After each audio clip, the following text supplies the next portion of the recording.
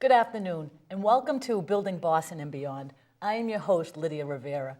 Each month, we bring to viewers projects underway in and around Boston, as well as agendas of organizations, businesses, and educational institutions that are important to all of us.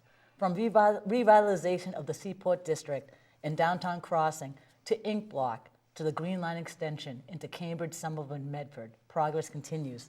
Our focus is to provide residents with information on the growth of their city and beyond, as well as educating residents on available resources relating to housing, safety, jobs, training. Advocacy builds community and trust for people who deserve to be heard. Opinions, visions, and goals to build a stronger, safer quality of life for residents is paramount. Today with us to kick off our two-part show is Tony Troop, Director of Communications for Jane Doe Incorporated, a non-profit organization dedicated to raising awareness about domestic violence and sexual assault. Welcome, Tony. Thanks for having us here today. So being that we're a two-part show, 15 minutes, I want to give you time to just talk about Jane Doe, and let's just talk about what Jane Doe does and what do you advocate for. Sure. So Jane Doe is a social justice organization. We're based here in Boston. Our membership extends from the Cape and Islands to the Berkshires and all the communities in between. We focus on how we can prevent and end sexual and domestic violence. Some people might say that is just a pipe dream, right? How are we ever going to prevent and end sexual and domestic violence? But as a social change organization, we truly believe that we can make a difference. In fact, over the past 40 years, we've seen impacts in the outcome of our work so that issues are being addressed, victims are being served, and that attitudes and understanding of these issues are changing. So what we do is work with our members, work with people up at the legislature, down in Washington, D.C., with the hospitals, with law enforcement, criminal justice systems, and everywhere to try to make sure that we can address these issues at their heart. Now, what type of campaigns and efforts do you have, promote, engage, participation? Yeah, so we really think of our work in being in a few different buckets. One bucket is around what we call policy and systems advocacy, which is a fancy word for making sure that our legal system is working, that there's laws in place to protect survivors and to hold offenders accountable. Last year, we were involved in a tremendous effort to pass what's called Chapter 260, the newest kind of comprehensive law on the books to address sexual and domestic violence. That was many years in the making, and that addressed everything from employment leave to bail reform and everything in between. And we are already seeing the impact of having that law in place. We're now this year looking at where are the other places in the systems arena where we can make a difference. The other bucket is around prevention. And again, if we're going to end domestic and sexual violence, we have to be able to raise people's awareness, talk about the issues, really explain what it's about. And one of our primary campaigns that we're very excited about is the White Ribbon Day campaign. The White Ribbon Day campaign is a statewide campaign here in Massachusetts. It's centered around the first Thursday of March, which this year is March 3rd, and we invite men and boys throughout Massachusetts to take a pledge that says, from this day forward, we will be part of the solution in ending gender-based violence. And our job is to figure out how to engage boys and men at all different ages and different backgrounds, different communities, to understand what are the things they can do individually, but what also they can do collectively as men to change the attitudes, to change the behaviors, what we're training and role modeling male behavior should be. How do we imagine manhood and masculinity differently so that it's not about abuse of power over somebody else, but it's about using power to further equity, to support respect, value things. So this campaign is really exciting. I think we're going to show a PSA later about the campaign and what that's all about. Now also too, when you talk about prevention and just advocacy, I mean, I don't want to say how bad is it, but do you have any statistics on the top of your head? It's like how big it is? How big a problem this is. Well, I guess there's three statistics I'll give you just to put it in context. In fiscal year 2014, which is the last year for which we have statewide data, the statewide domestic violence hotline called SafeLink took almost 28,000 phone calls, right? I mean, I saw you jump. 28,000. And that's just the calls that went to one hotline. That doesn't count all the hotlines around the state that were also taking calls. At the same time, domestic rape crisis centers answered about, I think it was about where's my number here? Yep, about 9,500 hotline calls. Those are people who are calling primarily because they're in crisis or they're looking for services, they need somebody to talk to. The numbers range from 1 in 3 women to 1 in 5 men. Say that again. Wow. 1 in 3 women to 1 in 5 men who report experiencing rape, sexual violence, stalking, or intimate partner violence in their lifetime. This is an epidemic. Mm-hmm. If we were talking those numbers for anything else, West Nile virus, or what is it when there's an outbreak like at a restaurant or something, mm-hmm. right? E. coli. Mm-hmm. I mean, the world would change, right? Yeah. Resources, time, attention would be focused on this. We think the same thing needs to happen when it comes to talking about sexual and domestic violence, because it affects everyone. Agreed. And also, too, before we started the show, you were talking about that Advocate for Justice Award? Yes. So we're very excited to have this event called It's Your Business. And it's a breakfast that we held in May at the Algonquin Club. We're very fortunate that the Timilty family hosts us, as in former Senator Joe Timilty and his analysis, Senator Walter and other Timiltys involved. It's a big Timilty family, right, in Massachusetts. They host this event at the Algonquin Club. It's going to be in May, first Thursday in May, May 5th, I believe it is. And we're giving the award this year, the Advocate for Justice Award, to Verizon. Verizon has been a national partner around domestic and sexual violence for over the last decade, almost 2 decades. They bring their not only resources through funding, but a real partnership. Their staff volunteer, they work in local programs, they serve on boards. They actually help fund projects to bring and raise more awareness about the issues. They deserve this award. So they're clearly a great sponsor. They're a good face for the Jane Doe. Absolutely. They are a partner. I mean, they're not just getting this because they're a funder. They put their what is it? You put your money where your mouth is, but they also walk the talk. They are out there making a difference, because think about all the people they employ, right? And so they recognize that these issues affect their own employee base, and they affect their customers. Right. If they look and they say, so why does this person not pay their bills? Or why is this person having to change their phone number all the time? If you start to dig underneath that, you realize that some of the things that just might seem... There's a relationship. There's a relationship to sexual and domestic violence. So how do you address that? So the purpose for this, the reason why we came up with this name, with this double entendre, it's like, make it your business. Domestic and sexual violence is your business. But also, we need every business to understand that they have a role to play here. So we really reach out to the business community. We're pleased that you're coming on board to the host committee this year. Well, I'm happy you said that, because I would like to share with our viewers the discussion we had at our first kickoff meeting was, the funding goal, but also, too, the dedication of the funds, all of it going to. So let's talk about that. Absolutely. Thanks for reminding me. So our goal this year is to raise $85,000. That money is unrestricted dollars to help Jane Doe pay for things that our government and other grants don't cover. But that really mean that we can not only keep the lights on, but we can do some of the more creative and interesting work that has to get done. Because the Timilty family sponsors this event, that means they underwrite all the costs, so 100% of the dollars that are donated go to support Jane Doe. That's amazing. It's amazing. It's quite a gift, and we hope it'll be a motivation for some people to think about coming on board and joining us for the breakfast. Oh, I'm sure. And also, too, we're talking about the Stalking Awareness Month and human trafficking. What really, you could probably think of any particular month. I'm curious about the human trafficking. That's interesting. Let's talk about all of them, and also to say that. So January is both Stalking Awareness Month and Human Trafficking Awareness Month.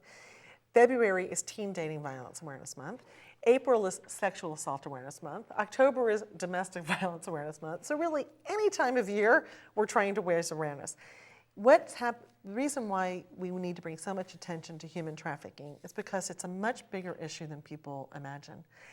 I was just talking with our intern before the show, and who's been doing some research about the connection between gambling and human trafficking. We don't know yet. We're still digging around, trying to figure out, is there not a connection? What we do know is we have to be mindful of it, because if we just ignore it and we pretend it doesn't happen, then you're creating an opening where nobody's looking and nobody's paying attention, right? Human trafficking is not just an international issue. It's happening right here locally in Boston. Young women, young men, older women, older men, people who are vulnerable are targeted by those in the field. They will go for people who are alone, maybe desperate for money, addicted to drugs. Maybe they've been kicked out of their house because they're a gay youth, and they've been kicked out of their home. They're on the streets. They need to survive, and they get roped in by somebody who's like, "Oh, I'll care about you. Oh, come in, let me help you." Before they know it, they are trapped, literally trapped in this system of sexual exploitation. So we very much need to bring attention to these issues. So it seems right like the here. education is paramount because there are so many circumstances that put people into this whole, for example, the human trafficking world, Absolutely. that your average viewer or your citizen wouldn't understand Yep. unless they really maybe read about it and become informed. Well, we urge people to go to janedoe.org. You'll find information about domestic violence, sexual assault, human trafficking, stalking. These are issues that are real. They happen when you go over, you hear those numbers again. There is no one who's not affected by this, either directly or by somebody you know. When you're talking 1 in 3 or 1 in 5 people, right? Think about your classroom, think about your workplace, think about your neighborhood, right? So we definitely need people to educate themselves. It could be the people in your congregation, if you are a person of faith. It could be people on your athletic team, if that's your religion of choice, right? So we really urge people to learn about it so they can understand. We urge people to think about what role they can play, how they can be the supportive friend, the person who's not judging, but can help people know about what resources are available and let them know that they're not alone. Often what happens when somebody is a victim of domestic violence or sexual assault or trafficking is that they become very isolated. That's part of the tactic that the abuser is using. No one's going to believe you.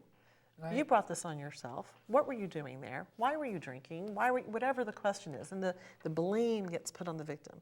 We have to recognize that as a tactic that keeps that person from reaching out to get the help they need, and understand that's why there is a role for all of us to play. Now, how do people get involved? When you talked about membership earlier, I mean, we can have a minute to talk about that and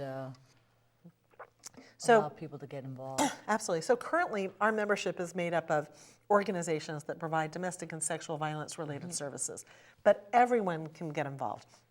Whether it's looking to your local programs, there are over 12 domestic and sexual violence programs right here in Boston. As a matter of fact, when we were coming into the studio today, I was like, what is that beautiful mural on the building next door? And as we got closer, we realized that it's going to be the new location for the Elizabeth Stonehouse Center. Elizabeth Stonehouse is one of our 56 members, and they had a tragic fire a few years ago. They're rebuilding what's going to be a beautiful transitional living program with other community services. So places like Elizabeth Stonehouse, and people can go to our website at janedoe.org to get the list of the local programs. They always need volunteers. There's training programs that people need to go through, but they can also, do things in their own community. They could collect toys. They could, for people's birthdays, they can, collect clothing because people leave everything behind, right? That's great to know. So and that can be, you can access that information at janedoe.org. Absolutely, absolutely. Well, I just want to thank you for coming on. Well, we appreciate the opportunity. We'd love to have you again in the future. Please do. And again, Please invite us back. I think that what you do is just remarkable and just so important. Well, we always say we're humbled to do this work, and we're inspired. People say, how do you do this? It's so hard. But honestly, the survivors give us such hope. They're so resilient and tell us and remind us every day why it's so important that we keep working to make the world safer for everybody. And lastly, I think that $85,000 goal is attainable. I love that attitude. I really do. I think that can definitely happen. We can do it. And especially with organizations, companies like Verizon, if we can get the chunk of organizations like that, I think it'll work. Terrific. So thank you again. Thank you. And thank you for viewing. We'll be back with our next guest from Historical Boston Incorporated. Thank you.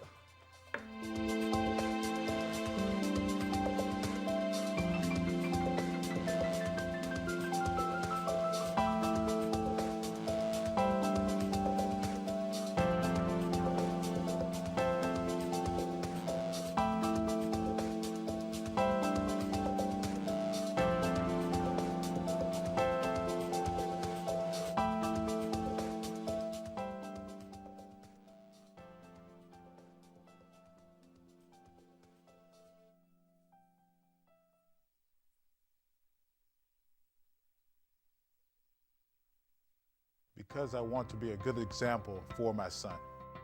Because I want my children to have healthy and loving relationships. Because we can show boys They have the power to prevent harm or abuse. Because you taught me that racist and sexist jokes are not okay. Because I want to teach my players respect. Because every boy needs to know that somebody cares about them. Because strong men don't hide their fears or emotions. Because I'm not afraid to admit that I was wrong. or don't have the answer. Because no one should fear the person that is supposed to love them. Because supporting fairness, equality, and empathy is what men do. Men are an important piece of the puzzle to ending violence against women. Let's reimagine manhood.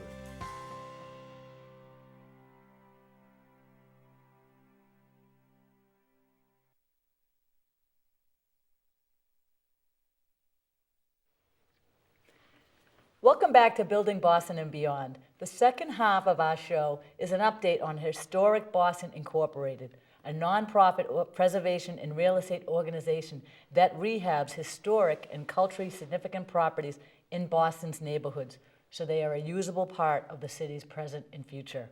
Preservation projects include the now underway Fowler Clark Farm, the Hayden Building in Chinatown, to name a few. With us today is Kathy Corderidis, Executive Director of HBI, to talk to us, give us an update on what's going on with her projects, what her goals are, and what the future will bring with identifying projects in and around the city that could be redeveloped.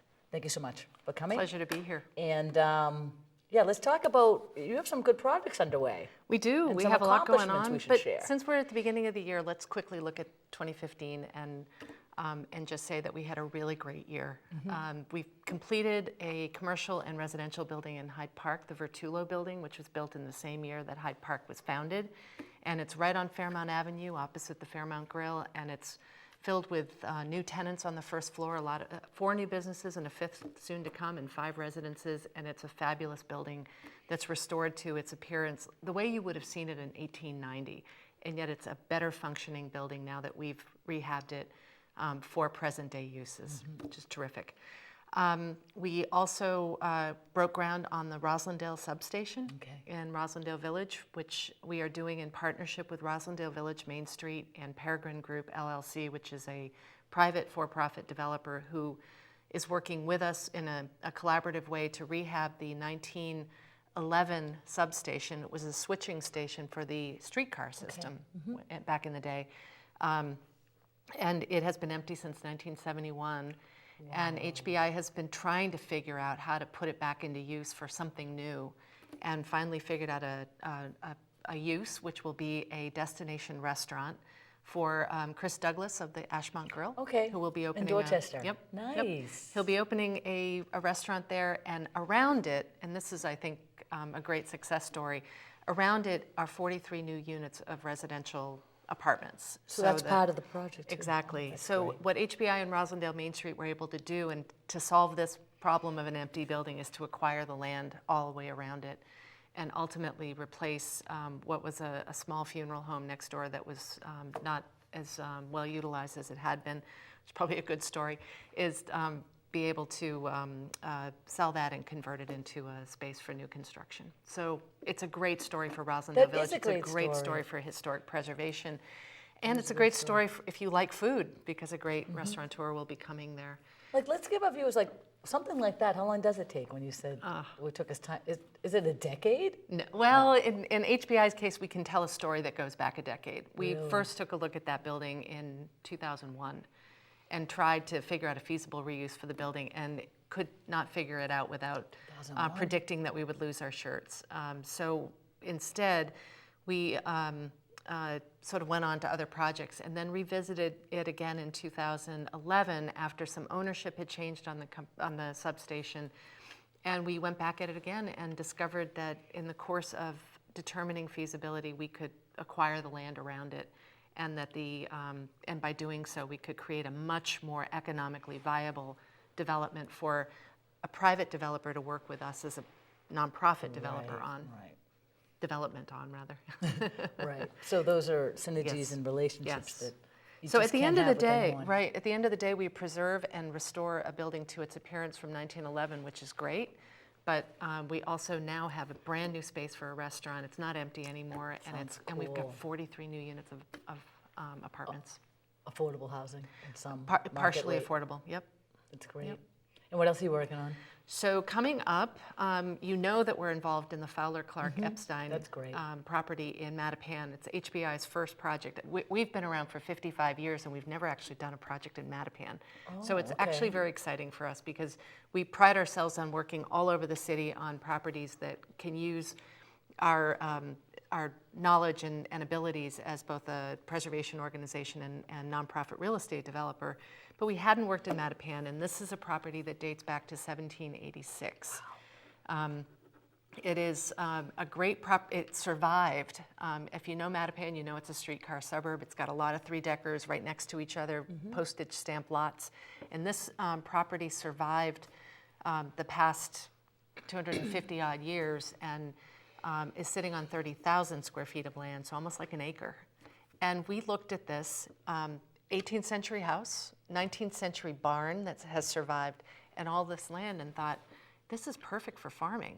We've got to find a partner who's interested in open space and farming and utilization of both buildings and land for that. So we've teamed up with the Urban Farming Institute and the Trust for Public Land and our frequent partner, North Bennett Street School, to restore the buildings and cultivate the land for the purposes of creating a urban farm, but one that will be a training center for other urban farmers and will help the Urban Farming Institute advance their mission of creating more urban farms and advancing the urban farming agenda in Boston. So it's a perfect symbiotic relationship where we'll have historic preservation working in tandem with open space conservation to have a wonderful center really on Norfolk Ave, 487 Norfolk Ave, if you're looking for it sometime in the near future. That's great. That's great. Yeah, we're really excited about that one. And nearby, not too far away, in Upham's Corner is the Upham's Corner Comfort Station, which is a very small building right on Columbia Road in the center of Upham's Corner. And it's been empty since the 1980s, and it's a former bathroom that served the streetcar system. So it's a property that it's a lovely arts and crafts design, but it's been it's significantly deteriorated, and we are going to be working with entrepreneur Noah Hicks, who now works in the Bowdoin Bike School, or operates that as a nonprofit that trains young kids to reposition bikes and to repair them. And so he is looking to open a for-profit operation out of that site with a coffee shop in it. So it would be bike repair shop and coffee shop in a historic building that's been empty for a long time. So it just goes to show that we can't dismiss many of our historic buildings because they can be used for really good, sustainable You have some uses. great projects and some really focused projects. But you know, everything you talk about leads me to the whole relationship with the city is so strong and has to be. Well, we hope so, and we certainly aim to do that, largely because we know that many of the buildings that fall into disrepair are often no longer in use for what they were originally designed to do. Think about it. Roslindale, it's a switching station. We no longer need that for the streetcar system. A comfort station in Upham's Corner, we don't need that anymore. So now what do we do? And it would be a shame to say, well, get rid of it, because it means we're destroying a piece of our architectural heritage and a piece of the evolution of the neighborhood. So, and they're perfectly good spaces for something else. So really with our collaborations with the city and with other private and for-profit partners really is a great opportunity to carry out this kind of preservation and reactivation in a way that I think is good for everybody. Well, I think they have the same goal, and then even myself as a resident, if you can do something with abandoned property, why wouldn't you? Absolutely. Right? Absolutely. We discover the most amazing energy just under the surface in our communities, waiting for these things to happen. And the minute we start these projects, it's incredible to see how excited people are about their local history, about new things happening and improvement. So, no question. So just about partnerships, so you have these projects on the pipeline. Anything that you've been looking at that's... So, good question. We are always looking around, and this is a message to anybody who's listening. would love to get referrals at any time. So go to our website, www.historicboston.org, and send us a message if you know of something that needs attention or you think might need attention. We may or may not be able to get at it, but the reality is that we probably know some folks who might want to also do the same kind of quality work. But that said, we have been taking a step back in the process of doing our work to see what we want to do next. And one of the things that HBI really would like to do, and what came out of that strategic planning, is an effort to look for larger properties.